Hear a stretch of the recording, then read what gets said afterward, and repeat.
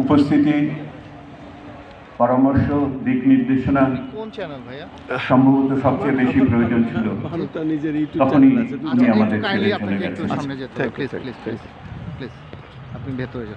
উনি হয়তো চাইতেন আজকের এই চ্যালেঞ্জগুলো মোকাবেলা আমরা সকলে একত্রিতভাবে, নীতিনিষ্ঠভাবে দেশ ও মাতৃকার প্রতি আমাদের ভালোবাসার থেকে যৌথভাবে মোকাবেলা করি।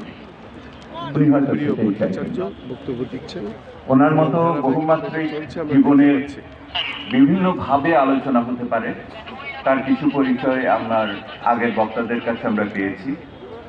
আমরা জাতীয়ভাবে, বৈশ্বিকভাবে আলোচনা করতে পারি, সামষ্টিক ব্যষ্টিকভাবে আলোচনা করতে পারি, বিভিন্ন আঙ্গিক থেকে তাৎক্ষণিকতা এবং ঐতিহাসিক দৃষ্টিভঙ্গিতেও আলোচনা করতে পারি। কিন্তু যাদের সৌভাগ্য হয়েছিল ওনার কাছে যাওয়ার, তাদের অভিজ্ঞতার আলোকে যদি আমরা বৃহৎ চিত্রটিকে অনুধাবন করতে পারি, সেটি মনে হয় এই শেষ বেলায় আমার জন্য সবচেয়ে বেশি আকর্ষণীয় হবে। আমার সৌভাগ্য হয়েছিল বেগম খালেদা জিয়ার সাথে ওনার দুই শাসনামলে অন্তত 4 বার নীতি বিষয়ে আলোচনা করার সুযোগ।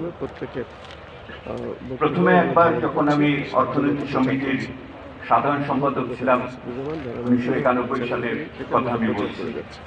তারপর যখন আমি ব্যাংক কমিশন, রিফর্ম কমিশনের সদস্য ছিলাম তখন, আরেকবার WTOর প্রাক্কালে, দোহা নেগোসিয়েশনের প্রাক্কালে, দল নির্বাচনের সময় আরেকবার আলোচনার সুযোগ হয়েছিল।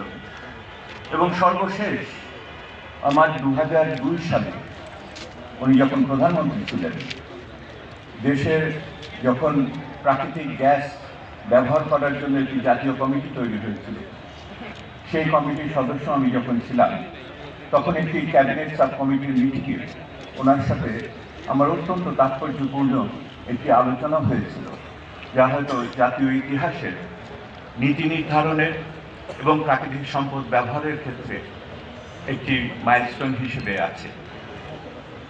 2003 সালে আপনাদের